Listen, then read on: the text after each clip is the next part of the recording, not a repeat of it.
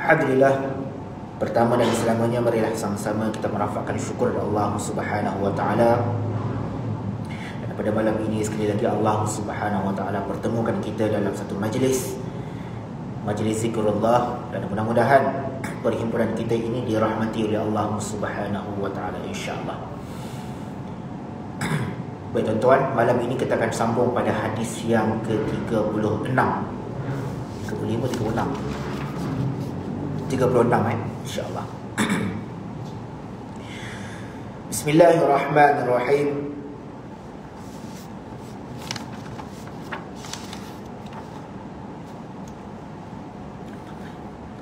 An Abi Hurairah radhiyallahu anhu an Nabi sallallahu alaihi wasallam qala man naffasa an mu'minin qurbatan min qurabid dunya naffasallahu anhu qurbatan min qurabi yaumil qiyamah wa man yassara ala mu'sirin yassarallahu alaihi fid dunya wal akhirah wa man satara musliman satarahu Allahu fid dunya wal akhirah wallahu fi auni al-'abdi ma kana al-'abdu fi auni akhihi wa man salaka tariqan yaltamisu fihi 'ilman sahhalallahu lahu bihi tariqan ilal jannah wa majtama'a qaumun fi baitin min buyutillah yatluna kitaballah wa yatadarasunahu bainahum illa nazalat alaihimus sakinah wa ghashiyatuhumur rahmah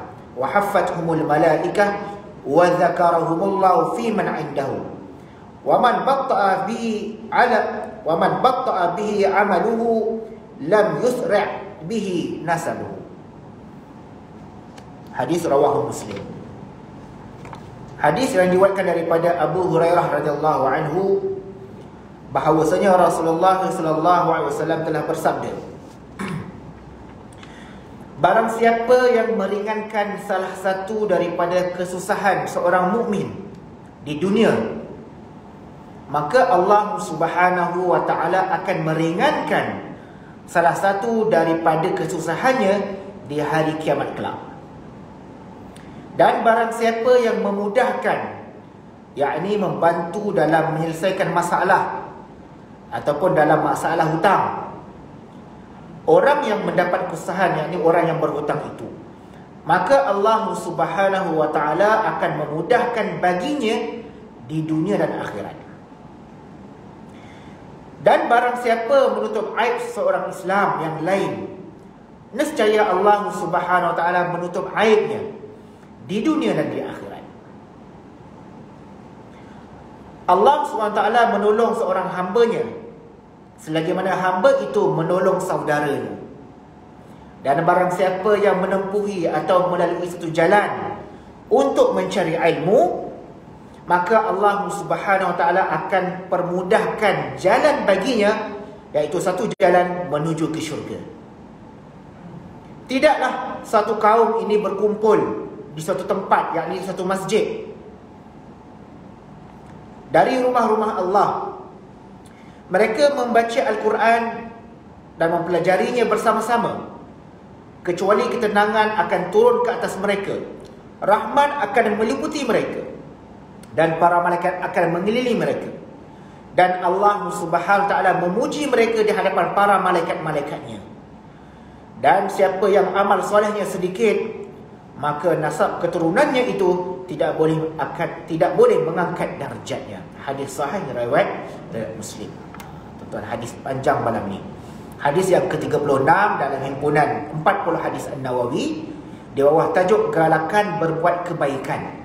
Hadis yang panjang tuan-tuan, kalau kita nak pecah-pecahkan sesuatu, nak syarahkan satu persatu memang tak cukup masa.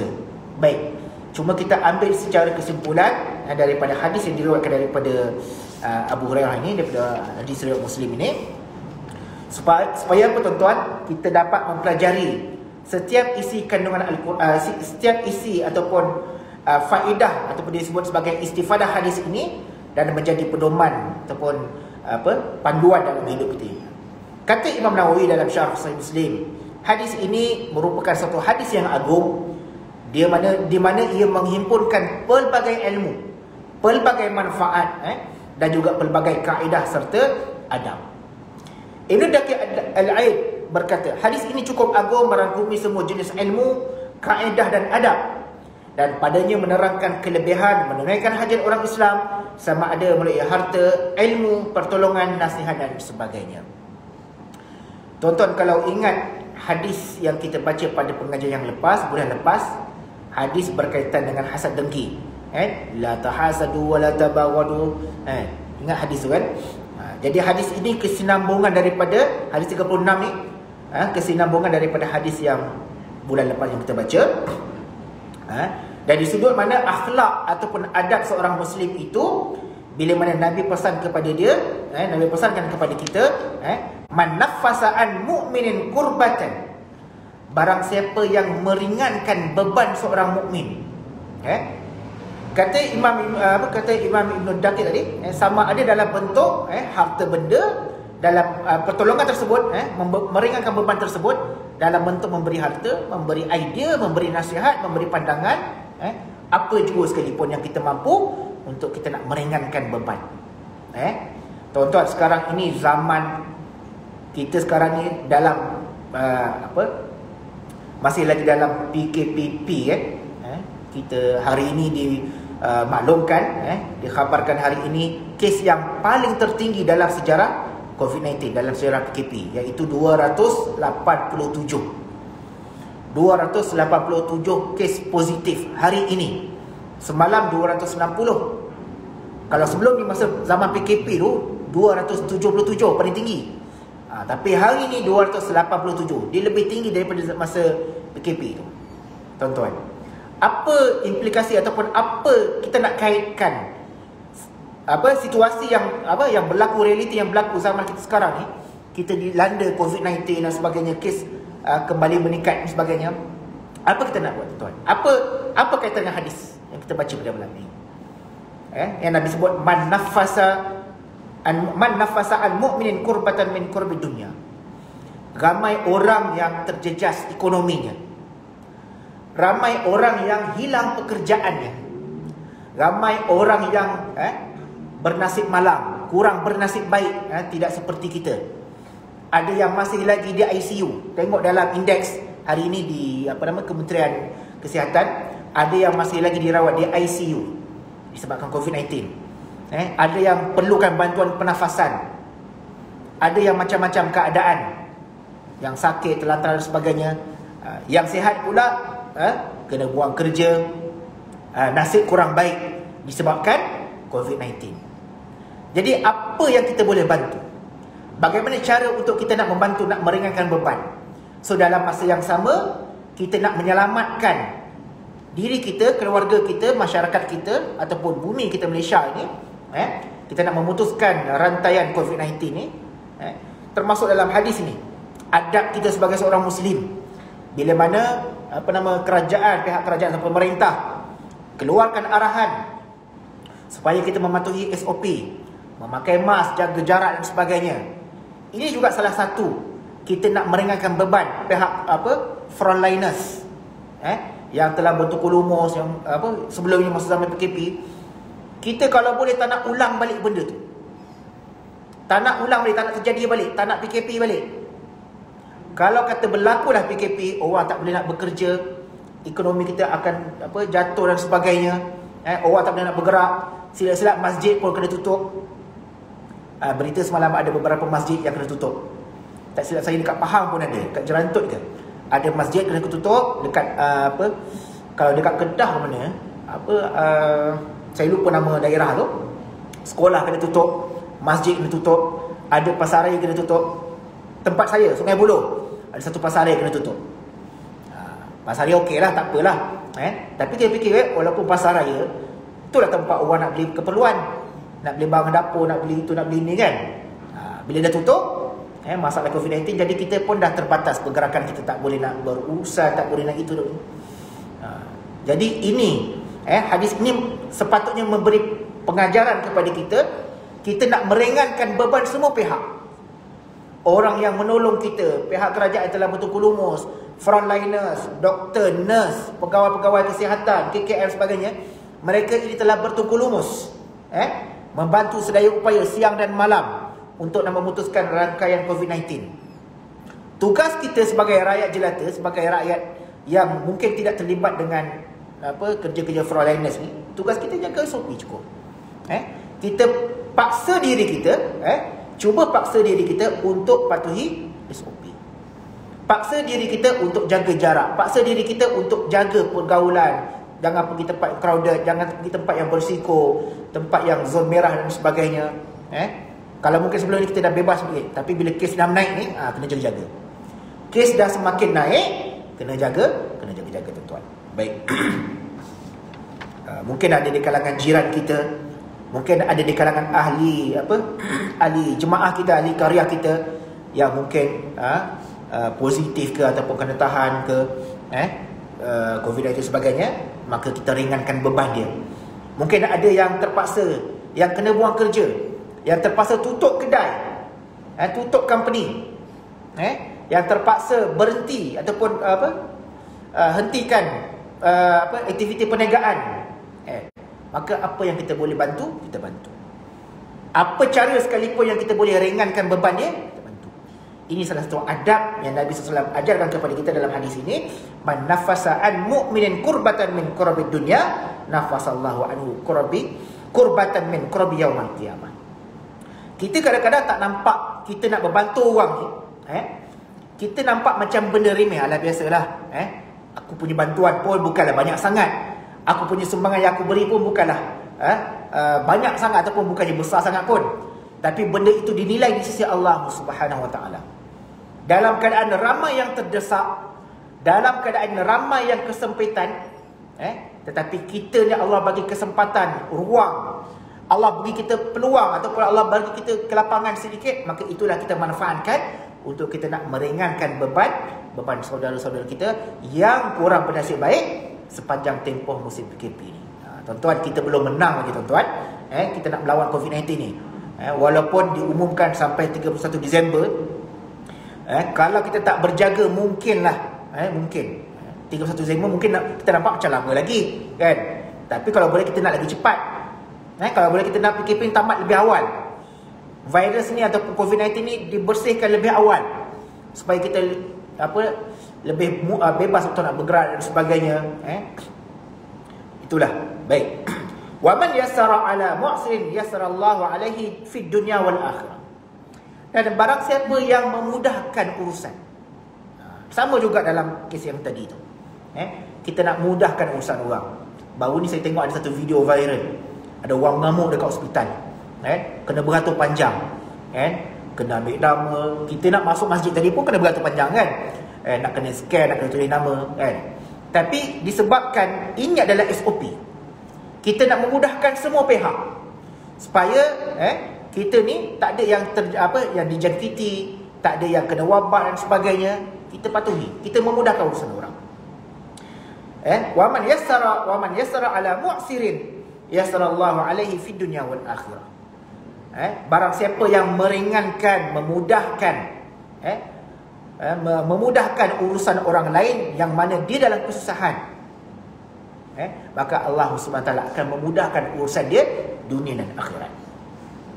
Dunia dan akhirat, Allah akan memudahkan urusannya dunia dan akhirat. Tuan-tuan, bukannya senang tuan-tuan. Kadang-kadang kita mungkin berhajat nak buat satu benda, berhajat untuk nak pergi sesuatu tempat, banyak halangan dengan COVID-19 lagi, banyak itu, macam-macam lah cerita dia. Ada orang nak kahwin, dulu ingat tak masa zaman PKP, nak kahwin, terpaksa ada yang kata nak kahwin online lah, ada terpaksa buat jarak jauh lah, pergi pejabat kadi nikah, lepas tu balik dah. Kalau tak silap saya dalam Selangor ni ada limit je, berapa 20 minit ke siapa juru nikah, 20 minit ke 30 minit macam tu, akad nikah tak ada apa-apa semua, ringkas, balik, kan? Zaman PKP dulu. Sekarang ni tak tahu lah, Allah mungkin dah ada lebih sikit kelonggaran dia. Nak buat kenduri kahwin pun 250, betul tak silap? Saya 250 je kan? Nak buat kenduri kahwin 250. Kalau tidak dulu penuh satu dewan, sampai parking tak cukup, kan? Parking pula depan rumah jiran semua, habis bergaduh dengan jiran, kan? Sekarang ni jangan risau, takut orang pun takut datang. Saya sepanjang musim PKP ni baru satu je kenduri kahwin yang saya pergi, sepanjang musim ni. Kita bukan tak pergi apa, tapi orang takut nak buat kenduri. Orang takut nak buat kenduri, majlis-majlis keramaian ni, dia pun ada limit sebagainya. Baik. Wa man yasara ala mu'sirin yasarallahu alaihi fid dunya wal akhirah. Barang siapa yang meringankan, memudahkan, menyelesaikan masalah, membantu untuk nak menyelesaikan masalah dalam apa jua sekalipun. Kita nak meringankan beban, nak membantu ni, tak kira tak semestinya dengan wang ringgit, tak semestinya dengan tenaga, dengan kudrat kita. Cukup sekadar kita beri nasihat, cukup sekadar kita beri kata-kata semangat, kan? Itu sudah cukup memadai kita meringankan beban, membantu saudara kita.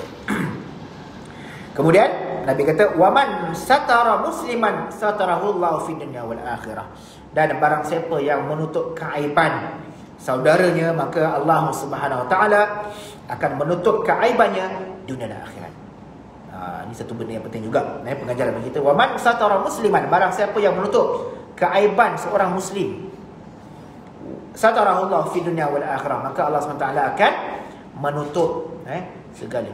Kita ni tuan-tuan, ulama kata kita ni, ataupun saya tuju kat diri saya lah, kita ni bukan baik sangat. Kita ni nampak baik, nampak macam baik, sebenarnya kita ni bukan baik sangat. Kata ulama, disebabkan Allah, kita ni nampak baik, orang nampak kita ni baik, orang nampak kita ni bagus, hanya disebabkan Allah menutup dan menjaga aib kita. Hanya disebabkan Allah menutup cacat celah kita. Sebab tu orang nampak kita ni baik, bagus sebagainya. Cuba kalau kita ini didedahkan segala keaiban kita, segala cacat celah kita, orang nampak dia ni baca Fatihah tak betul, semayang angkat takbir tak betul, dia ni bercakap pun tak betul, nak berceramah pun tak betul, kan? Kalau Allah nak buka aib kita, habis semua. Kalau nak buka pekong kita, cacat celah kita, habis, kita akan dihina ataupun kita dimalukan oleh manusia. Tapi disebabkan Allah sayang kita, nak bagi kita ni nampak baik di mata orang, Allah tutup aib kita. Dan sebab itulah kita kena bersyukur, dan dalam masa yang sama, jangan sesekali kita buka aib orang. Nabi pesan kepada kita, waman satara musliman, jaga tutup aib. Aib ni benda yang malu. Manusia ni memanglah, manusia ni memang diciptakan dengan serba kekurangan. Mana ada manusia yang sempurna? Tidak ada manusia yang sempurna dalam dunia ni kecuali Nabi. Maka setiap manusia ni dia ada cacat celahnya, ada kekurangannya, ada kelemahannya. Maka kelemahan itu kalau kita diri kita je yang tahu. Dan kita berusaha lah untuk nak perbaiki kelemahan tu. Berusaha lah untuk kita nak baiki cacat celah, nak tutup aib kita sendiri, kan? Tapi kalau kita nampak cacat celah orang tu, kita nak mengata orang, nak mengutuk orang, nak caci maki orang, ataupun kita nak buka aib orang, dalam masa yang sama aib kita pun terdedah nanti. Sebab itulah Nabi pesan kepada kita, man satara musliman satarahullahu fid dunya wal akhirah. Dunia dan akhirat, Nabi jamin dunia dan akhirat Allah akan tutup aib kita. Tak ada faedah apa kalau kita nak buka aib orang. Kita nak jaja berita-berita, dia ni nampak suaminya jarang balik, nampak isteri jarang balik, manalah dia pergi merayap, kan? Pergi rumah janda manalah, kan? Kan? Kita saja buat kongsi, buat itu, buat cerita ni, buka aib dia. Nampak rumah tangga orang bergaduh belah apa semua, kita tahu, rumah sebelah tengah bergaduh ni, bercerita. Itu mestilah adalah kes tu. Kita sebarkan benda-benda yang tidak ataupun tidak kurang enak. Bismillahirrahmanirrahim.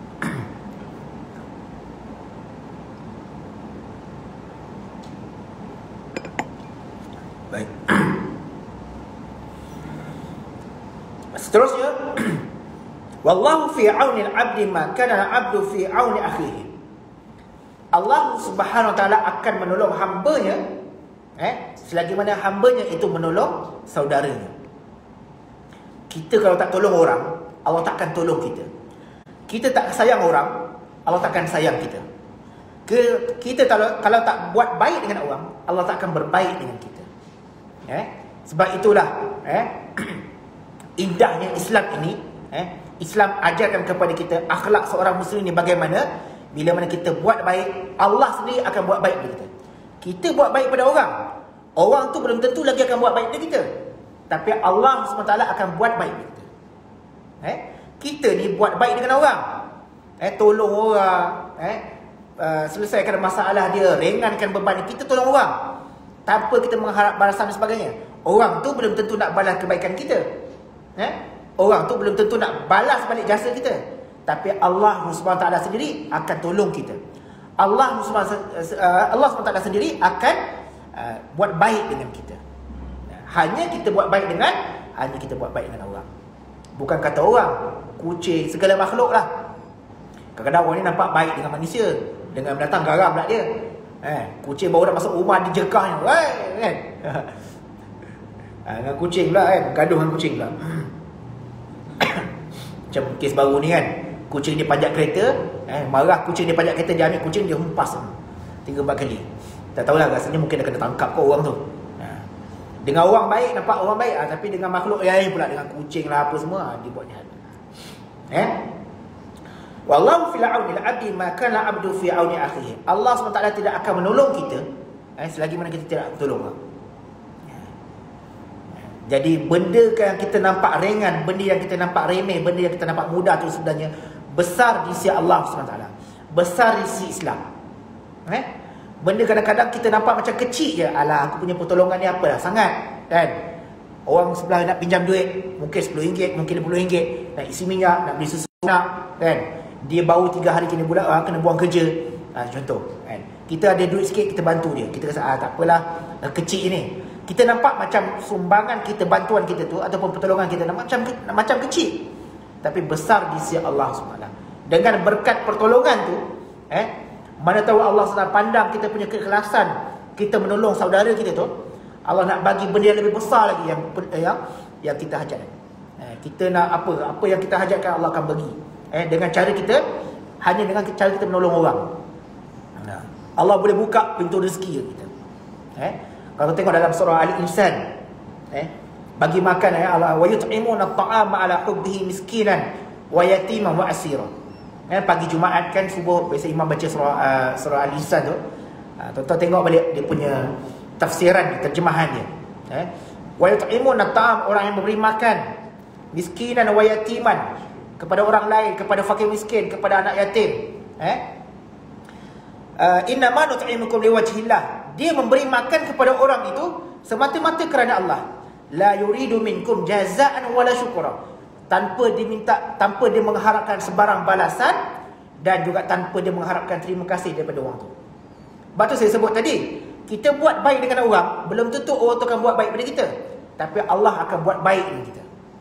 Kita tolong orang, belum tentu orang tu akan tolong kita balik, tapi Allah SWT akan tolong kita. Orang yang memberi makan tanpa dia mengharapkan balasan daripada orang tersebut, dia buat baik ni, dia beri makan ni, tak kira nak bagi lauk ke, nak bagi duit ke, nak bagi beras ke, nak bagi gula ke apa ke, beri makan ni tanpa mengharapkan balasan. La yuridu minkum jazaan wala syukura. Tanpa dia mengharapkan orang tu cakap terima kasih. Tak cakap terima kasih pun tak apa. Aku tak nak apa, ucap terima kasih tak apa. Tapi Allah kata apa? Wa yut'im, Allah apa sambung ayat tu? Saya lupa. Wa yut'imuna ta'ama al-hubbi miskinan wa yatiman. Innama nut'imukum liwajhillah la nuridu minkum jazaa'an wa syukura. Sambungan dia, fawaqahumullahu syarra zalikal yaumi wa laqahum nadratan wa surura wa jazahum bima sabaru jannatan wa harira. Orang yang macam ini yang kita sebutkan tadi, Allah akan kurniakan syurga, dan dia dalam syurga itu dia dipakaikan pakaian sutera daripada syurga. Jannatan wa harira. Kemudian muttaqiina ala furushin sambung dia, saya pun lupa dah ayat tu. Muttaqiina fiha al-ara'ik la yarawna fiha syamsan wala zamharira. Pakaian-pakaian, dia punya kebesaran dan sebagainya, mahkota-mahkota yang dipakaikan kepada dia, seperti cahaya, mana kita? Mana tadi ayat tadi? Dihiaskan pelaminan-pelaminan dalam syurga. Mereka ini tidak nampak di situ adanya matahari. Cahaya itu yang terang menerang, tapi bukanlah daripada cahaya matahari yang panas terik. Syamsan wala zamharira, dan tidaklah cahaya itu terlampau ataupun sesuatu itu terlampau sejuk. Tak terlalu panas, tak terlalu sejuk, dan cahaya terang menerang. Wadaniyatan alaihim zilaluha wa zulil qutufuha tazilla, dan dia duduk di bawah naungan pohon-pohon daripada syurga, dan juga buah-buahan yang memudahkan mereka untuk petik. Duduk bawah ni petik durian. Macam ni ya. Duduk bawah dalam syurga, di bawah naungan pokok, petik je buah apa tuan-tuan nak makan. Petik je buah apa tuan-tuan nak makan. Wa yutafu alaihim bi aniyatin min fiddatin wa akwabin kanat qawarira. Minum bukan gelas kaca tuan-tuan. Dia lebih daripada kaca, kristal. Dipanggil apa? Fiddatin, daripada perak. Ini adalah ganjaran ataupun balasan bagi orang yang mana yang saya sebutkan tadi, wa yut'imuna at'ama ala hubbihi miskinan wa yatiman wa asira. Hanya bagi makan je tuan-tuan. Hanya bagi makan. Baik. Panjang kalau kita nak cerita bab ni.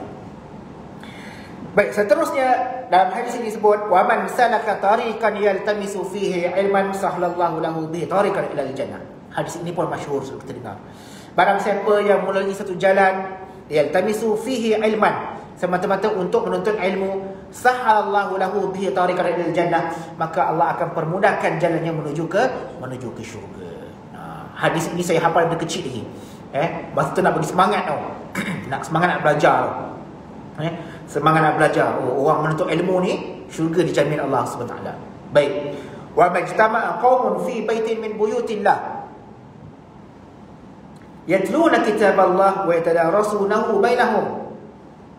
Wa majtama'a qaumun, barang siapa orang, satu kelompok yang berhimpun macam kita malam ini, yatluna kitaballah, duduk dalam rumah Allah, membacakan ayat-ayat suci Al-Quran, memperdengarkan hadis, kita belajar Al-Quran. Wa yatadarasunahu bainahum, ada yang belajar, ada yang mengajar, saling belajar mempelajari. Illa nazal alaihimus sakinah, melainkan mereka ini dicucuri ketenangan. Allah akan turunkan ketenangan kepada kita. Hadis ini pun rasanya saya selalu baca. Wa ghasyiyatuhur rahmah, orang yang duduk dalam majlis ilmu ini Allah bagi rahmat. Wa haffathumul malaikah, dipuji, dikelilingi, dihimpunkan ataupun dikelilingi oleh para malaikat. Malaikat tak macam kita kena nak pakai mask, nak kena kejar-kejaran, jaga SOP tak. Berapa ribuan jutaan malaikat yang berhimpun pun tak menjadi masalah tuan-tuan. Tak kena COVID-19 macam kita ni. Tapi malaikat itulah special Allah berikan kepada orang yang duduk dalam majlis ilmu. Wa zakarahumullahu fi man indahum, dan mereka ini akan disebut-sebut namanya. Tuan Haji nanti dekat akhirat Allah akan puji depan malaikat duduk dalam masjid ini. Tuan Haji juga, saya, tuan-tuan yang lain, muslimat di belakang sana. Satu persatu Allah akan sebut nama-nama kita depan para malaikat. Allah puji kita. Mereka ini duduk dalam majlis ilmu. Majlis ilmu itu dalam rumah aku, dalam rumah Allah. Wa man batta'a bihi amaluhu lam yusra' bihi nasabuhu. Dan barang siapa yang sedikit ataupun terrencat sedikitlah, barang siapa yang amat sedikit amal solehnya, maka nasab keturunan tidak boleh mengangkat darjatnya. Maksudnya tidak ada orang yang masa hidup ni lah peluang untuk kita nak kumpul segala amal kebajikan kita. Kalau sikit-sikit lah kita bawa nanti. Kalau banyak, untunglah kita bawa balik nanti. Macam orang yang bersedekah kan, sedekah RM1 tak apa, janji aku sedekah walaupun RM1, ikhlas kerana Allah. Tapi kalau orang yang bersedekah RM1 tu, kalau dekat akhirat kelak dia boleh nampak, oh ini rupanya ganjaran bersedekah RM1. Kalau aku sedekah RM10 macam mana besar ganjaran tu. Kalau aku sedekah RM100 macam mana besar ganjaran tu. Kalau sikit kita sikit lah. Dan amalan itu tidak akan boleh ditop up oleh ataupun tidak boleh diwarisi oleh wali-waris kita. Iza mata ibni Adam inqata'a amaluhu illa min salas. Mati anak Adam habis seputus amal kita, kecuali 3 benda dia. Amal doa anak yang soleh, sedekah jariah, dan juga ilmu yang bermanfaat. Yang lain tak boleh diwarisi. Tuan-tuan, wallahu ta'ala alam. Jadi mudah-mudahan hadis yang panjang ini kita dapat amalkan, kita dapat ambil iktibar, pedoman bagi kita. Dan Nabi pesan kepada kita meringankan beban orang lain, menolong saudara kita, dan Allah akan menolong kita. Kita buat baik dengan orang, Allah sendiri akan buat baik dengan kita, insya-Allah. Dan mudah-mudahan Allah SWT selamatkan kita, keluarga kita daripada sebarang jangkitan ataupun wabak COVID-19 ini. Amin amin ya rabbal alamin. Subhanakallahumma wa bihamdika la ilaha illa anta astaghfiruka wa atubu ilaik. Qul qawli hadza wa astaghfirullaha li wa lakum. Assalamualaikum warahmatullahi taala wabarakatuh.